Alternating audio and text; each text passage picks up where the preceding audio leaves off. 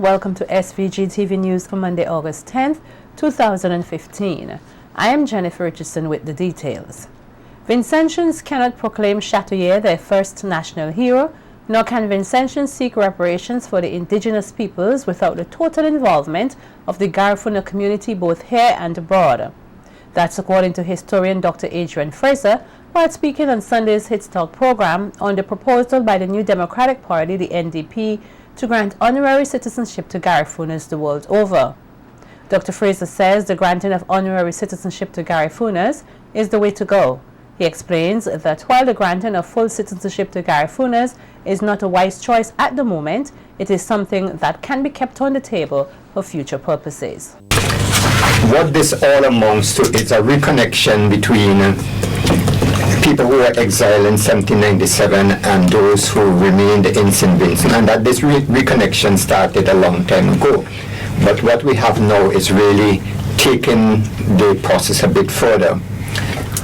Full citizenship is going to open a whole can of worms. That's right. Part of it, for the reason you said, in terms of understanding. Now, honorary citizenship, once there are provisions that we know clearly what it means, that is what is going to be important, that we understand clearly what it means. For instance, a number of these people are citizens of the United States, citizens of all over the place. How in some countries, they can't be citizens of both countries. Of only one country. Yes. So I feel that the honorary citizenship is a way to go, even though down the road there's a possibility of full citizenship. I think to bring full citizenship at this stage would create. Headmaster of the St. Vincent Boys Grammar School and historian Curtis King says it is his strong belief that both the 19th century emancipation and the 20th century independence failed the people of the Caribbean. King notes that there was never closure to the issue of slavery and genocide, and in the same way political independence has failed to properly deal with the issue of the exile and attempted genocide of the Garifuna people. King, however, adds that honorary citizenship will seek to bring about the much-deserved closure on the matter. It is now at this level where the whole issue of honorary citizenship has been proposed, and this has allowed us the opportunity to once again, in a serious way, look at bringing some closure to the issue relative to the forceful removal of the Garifuna people by the British, what we as a nation can do to bring some closure to this issue. That I want to make this thing meaningful. So those brothers and sisters who wish to return would know that there's a constitutional provision that would allow them to do so, which is opposed to, in my view, and this now I'm just looking at this. Let us say this is the other side, that you're saying that, look, everybody, we are for everybody honorary citizenship. There's me. I figure these people entitled to. They don't have more rights than us. We don't have more rights. And we don't have more rights than them. But they're entitled to because they were forcefully moved from lands that were theirs. Meanwhile, a former Minister of Culture and Speaker of the OECS Assembly, René Batiste, says the lack of education is one of the main problems confronting the people of St. Vincent and the Grenadines on the matter of Garifuna. Batiste adds that persons do not understand the importance of not only preserving, but also capturing the Garifuna heritage first and foremost. We have to be careful of not repeating the mistakes of the past, where you just do something because, yes, that is it. But how do you understand why this is happening? Do you understand why it is happening? Why there's this particular conversation? Because it's not just one set of organizations. There are several Garifuna organizations. A sector of our society thought that that was a ritual that should not be entertained, not understanding that this ritual is part of the history of your country, is part of the practices relating to your Aboriginal population, the indigenous people of your country, because we have no history of the indigenous people where we can make that connection, have for us a spiritual and a social connection with the people. There was nothing there to help this connection, this understanding. And I think we still have a ways to go in understanding this retrieval, this idea to preserve your culture. The former government minister adds that Vincentians need to become more enthused by the culture of the Garifuna and not get carried away by personal prejudices and political biases. But he states that a lot of work needs to be done before engaging the nation on the subject of honorary citizenship for Garifunas. You see, you can't, again, we have to be careful of not repeating the mistakes of the past. Where you just do something because, yes, that is it. But how do you understand why this is happening? Do you understand why it is happening? Why there's this particular conversation? Because it's not just one set of organizations. There are several Garifuna organizations. We have more than one different set of peoples who have come here, even with the cooking and the style of cooking and all. And from different parts. We had people from Nicaragua. We had people from Guatemala itself. The difference is that these people have stayed. That we have been doing nothing. What you have to see is that these, in Guyana especially, the way they lived, they retained their culture, they retained their language, they retained their religious practices. What is the religious practice of our indigenous people? So it's easier for them. Where are the religious practices? And making his contribution to Sunday's Hitstock program was leader of the NDP, Adam Eustace, who says that the issuance of full citizenship to Garifunas threatens to be a very problematic issue. Eustace says, however, after analyzing the issue of reparations and honoring the Garifuna peoples with origins from SVG, honorary citizenship was found to be the best way to go. The NDP leader says a document is yet to be formulated that suits all parties involved. Full citizenship now will be much more complicated. Somebody made the point earlier today about the numbers that are involved and how are you going to prove that somebody is a Garifuna. These are considerations that are well grounded, I believe, and we have to, rather than go the whole hog at this particular point in time, I think we have to find a mechanism to get the process started. How do you deal with that, for instance? You know, all these things are on the table in the sense that we also have those things in mind. How you deal with it? What role will the Garifuna organizations, which are numerous, play in helping to identify people who are Garifuna? You know, there are a lot of the things we need to look at, and that's why I don't see it as a short-term process. It's going to take some time before we have a definition of honorary citizenship that is generally accepted. This country's Prime Minister, Dr. Rav Gonsalves, is urging local farmers to lift their productivity, which will redound to the overall improvement of the agricultural sector. Dr. Gonsalves made the plea at the recent handing over of the US $2 million from the Republic of China on Taiwan and the signing of the new Agricultural Technical Mission Agreement between both countries. Prime Minister Gonsalves says it is imperative that farmers embrace new scientific methodologies and apply them to their daily farming practices. The farmers interfacing for training, for demonstration plots, for all the methodologies in which to do scientific transfer. We had 5 farmers who go across to Taiwan. We had organized. They spent a month. And they learned a lot. Because when you go on a farm, and you see a cooperative farm in Taiwan, you're amazed at the amount of produce on a small piece of land. So we have to lift our productivity and lift the quality of what we do. And the knowledge which we are having will help. Dr. Gonsalves, who is also Minister of Finance, believes that an individualistic mentality in local farming is retired in the industry and called on farmers to cooperate for the betterment of the agricultural sector and St. Vincent and the Grenadines as a whole. They will tell you, boy, I could do it, but you see, Tom Brown want to get involved in this thing, and he got time for attend all the meetings there and do all sorts of different things and so forth, but he don't want to do no work, and he want to get the berries. And I mean, I tell you, all the suspicion of an individualist nature. But what I have to urge, our problems are such, we have to overcome this sense of individualism. Now that same individualism is with the farmers in Taiwan too, you know. Don't think it's not there. It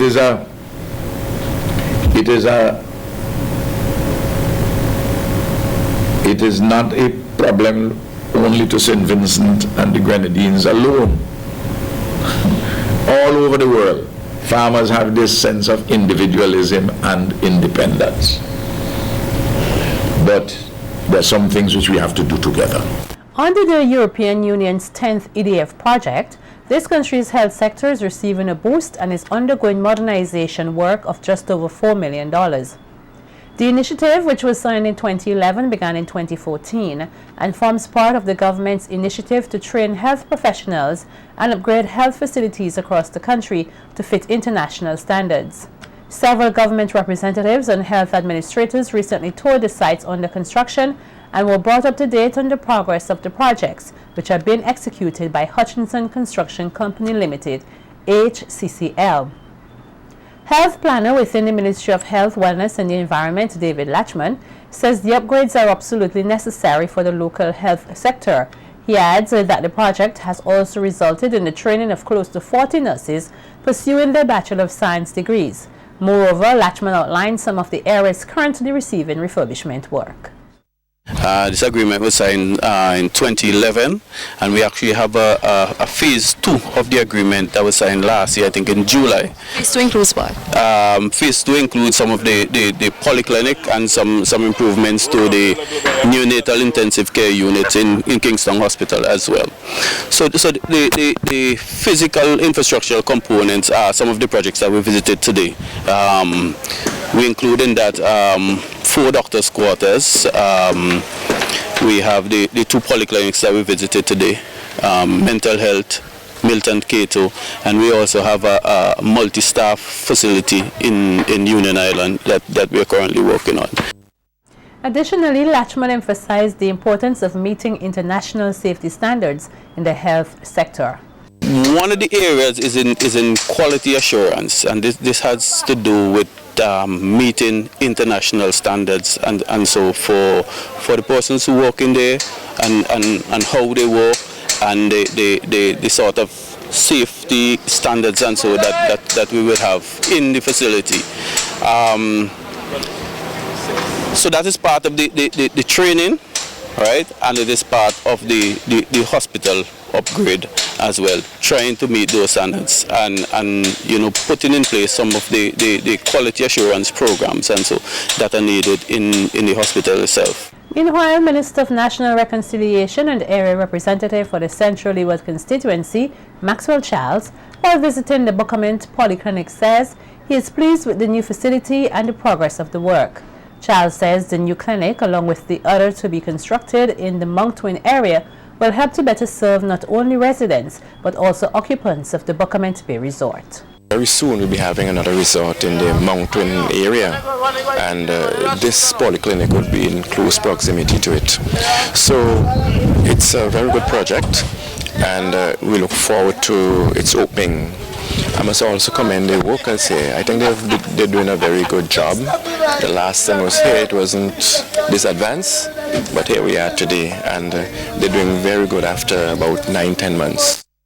And former representative and ULP candidate for Central Leeward in the next general elections, Louis Straker, says he is pleased to be a part of the implementation of the project and says the polyclinics will help significantly in taking the strain off the Milton Cato Memorial Hospital.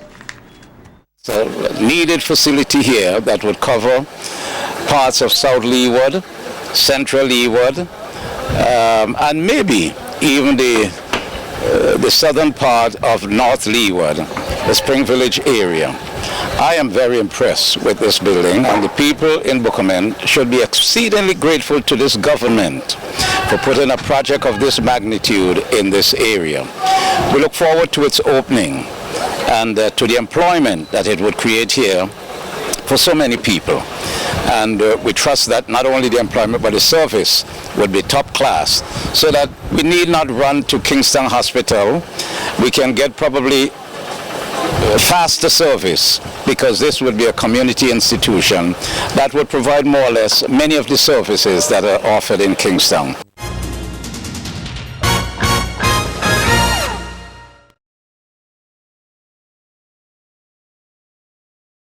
Over 1.5 million EC dollars is currently being spent here on the 2015 Summer Road Cleaning Program. The program is being spearheaded by the Roads, Buildings and General Services Authority, BRACSA, throughout various communities across St. Vincent and the Grenadines. The program is expected to run for a period of 2 to 3 weeks at a cost of approximately 1.5 million EC dollars. Some 3,500 Vincentians are expected to gain employment from the program, including gangs, jobbers and truckers. Among the main focus of the program is the clearing of drains and road verges. The public is being urged to keep drains clear and to protect their surroundings during the hurricane season, which runs from June 1st to November 30th. President of the Caribbean Health and Education Foundation, Odell Busu, is expressing concern with the number of persons here who are either overweight and are suffering from diabetes. Busu, who was part of a visiting team of professionals who conducted free medical screening for kidney, diabetes, and other diseases here, also donated a quantity of medical supplies to the Milton Cato Memorial Hospital. However, in providing an overview of the findings from the screening exercise, Busu expresses grave concern with the high number of cases of diabetes recorded between persons of all ages across St. Vincent and the Grenadines. The obesity rate, I think we're going to find later on. I don't want to guess here, because after we analyze the data, look at the data, we'll be able to determine what percentage of the population is probably overweight. And that concerns us, and the high rate of diabetes as well too is very concerning for us, and we hope that people will be very mindful of this. Diabetes is an illness that you have to take it seriously. I know this firsthand. My mother is a diabetic, and it is a very costly illness to manage, and we really don't want people to go down that road. The Caribbean Health and Education Foundation president is also challenging Vincentians to eat healthier foods, which are grown bountifully in SVG. We have seen just 1 or 2 young persons who have diabetes, and we really want to encourage people to be mindful of what they're doing in terms of their eating habits, make sure that they're exercising, doing the right thing. An ounce of prevention is better than a pound of cure. That is so true. And we have a lot of natural things that we can use here. Cut down on the tin food stuff from North America. Use your natural ground provision. You have healthy foods here that you can eat to keep you healthy. You have an abundance of mangoes, bananas. The National Public Library today commenced its Helping Young People Excel HYPE program under the theme Techno Teens Web Design. The program is scheduled to run until Friday, August 21st, 2015. Director of the National Telecommunications Regulatory Commission, the NTRC of St. Vincent and the Grenadines, Apollo Knights, advises the 35 participants of the program to utilize the opportunity to master the art of teamwork. Knight says while it is a known fact that more can be accomplished from teamwork, unfortunately, the education system rewards and praises individual work, which sometimes results in young people entering the workforce unable to work with others. Knights urges the participants to make the most of the program, since there is a desperate need for apps which he says can generate a lot of income. I believe one of the shortcomings of our educational system at the high school and primary level is the lack of promoting working in teams. I believe your CPA and CXC grades are mostly based on individual work, I think the best of my knowledge. However, this is very poor preparation for the real world. In any company that you are working, and especially those that deal with technology, you will see that working in teams is mandatory. So when you leave the school and start to work, and this is because tasks are so complex and the time available to get things done require multiple persons working on the same objective or goal. It requires persons to be able to delegate work and trust in others. In my own experiences at the NTRC, I see this problem all the time. I get persons coming from school and they don't like to work in teams, they don't want to delegate, and I have to teach them that skill while they're there. Director of the National Public Library Archive and Documentation Services, Michelle King Campbell, challenged the youths to recognize the opportunity as one which can open many doors in the field of information technology. It will stimulate your creativity and problem-solving skills. 4. It will improve your collaborative and independent working skills. Encourage team and solo work habits which are optimal for future management positions. And 5. It increases employability in today's tech-driven marketplace as many employers recognize and have an appreciation for technical applications. I encourage you to be attentive and to take advantage of this opportunity afforded you by the National Library. Also, I urge you to make friends, share ideas, and use all that is given to you by us to excel as the Rotary Club of St. Vincent over the weekend officially installed its new and first female president, Shafia London Williams. The installation and charter anniversary celebration was held on Saturday, August 8th at the Grenadines House. Outgoing President Dr. Colin Boyd in his address says it was an immense pleasure to serve as Rotary President over the past year. Boyle adds that the club was able to accomplish over 90% of the goals and targets set out at the start of the past Rotary year. We could not have completed these activities without the generous assistance of the general public. And I would like to just say a special thank you to the media, both written and television, for being there for us, and I'm sure you will continue. We're a big run but for us, please, with the media. And new Rotary President Shafia London Williams thanked the members of the Rotary Club for showing a vote of confidence in her to be the first female president of Rotary SVG. The glory of Rotary is that it helps us to find a way to sing that song. It guides us on a path to living richer, more meaningful lives by encouraging us to focus our attention on the things that matter and helping each of us finding our own way to be a gift to the world. If we ask ourselves what characteristics we value most in our friends, most of us would answer similarly: integrity, trustworthiness, caring, compatibility. Our friends are not necessarily the people who are most like us, but the ones who complement us, who bring out the best in us. That to me is precisely what we find in Rotary. Rotary is a way to bring out the best part of ourselves and let it guide our lives. Michael Scott, a 28-year-old resident of Glen, is now before the court on a charge of ammunition possession.